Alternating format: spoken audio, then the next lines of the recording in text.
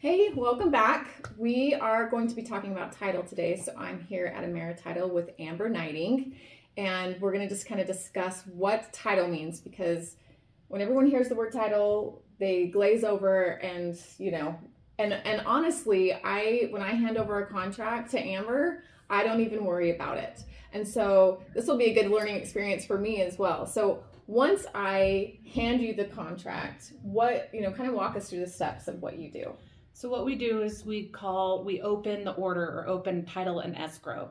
At that point, it goes to our title team. They do a search on the property. So hold on real quick. When you say open title and escrow, what does the term escrow mean? I think that's kind of a confusing term for a lot of people. It is because there's multiple different escrows, but for here at the title company opening escrow, there's an escrow department and a title department. The escrow department is the neutral third party that deals with all the money, takes all the instruction in from the contract, from the lender. We get all that information and the money, and then we close on the transaction and sign all the documents. Okay, so sorry I interrupted you. Go back to what you were saying. You open title and escrow. So then the order goes to title. They do a search on the property. They look for anything in regards to mortgages, liens. It could be child support, tax liens, anything that needs to be taken care of on the property. So then at that point, it gets sent out to you. And then for the customer to review, because per the contract, you have so many days to review that title commitment. And then escrow department works on clearing all those items, ordering payoffs, if there's delinquent taxes, if there's tax state liens or IRS liens, we clear all that, get the whole picture together so that we can close on it once the lender's ready.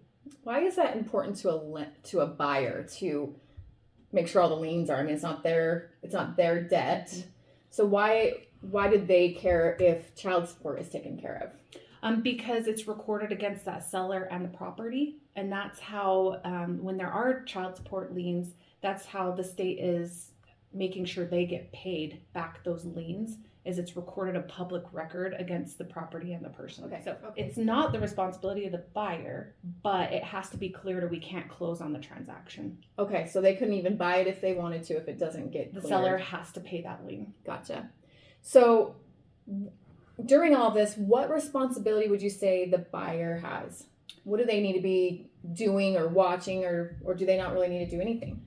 The majority of that responsibility is on the due diligence with the contract and following those timelines that you guys really take care of, and that getting us earnest money on time when they come to close, because really a lot of it's on the loan with the lender. So a lot of that process is with them. By the time it comes to us, we've balanced everything with the lender, get the buyer into close. They need to bring a government-issued photo ID and either a certified check for the amount they need to close or a wire. Okay. I'm trying to think if there's any other questions. Is there anything else that you would say that you would have buyers know before going under contract? Or during contract? During contract. Yeah. Earnest money is always a really big question. We can't take money orders. We can take personal checks, but they have to sit in our account for 2 weeks in season before we can close on a transaction. So if it's a quick close, personal checks won't work.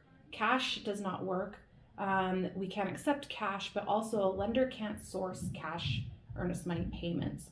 So really you need to plan on either a cashier's check or a wire for your earnest money and your cash to close at the end. Okay.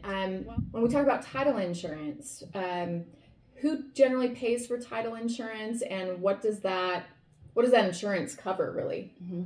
So we follow the purchase and sell agreement. You do on the purchase and sell mark on the boxes who pays for what. So typically the seller pays the owner's title policy and the buyer will pay the lender's policy for the lender. What that's doing is ensuring that the property is free and clear of any liens, mortgages, judgments, all of that. And for the lender, it's ensuring them in first place position. Okay. All right. Well, thank you so much, Amber, for hanging out with me today and talking about title. Super exciting stuff. And we will see you next week. Thank you.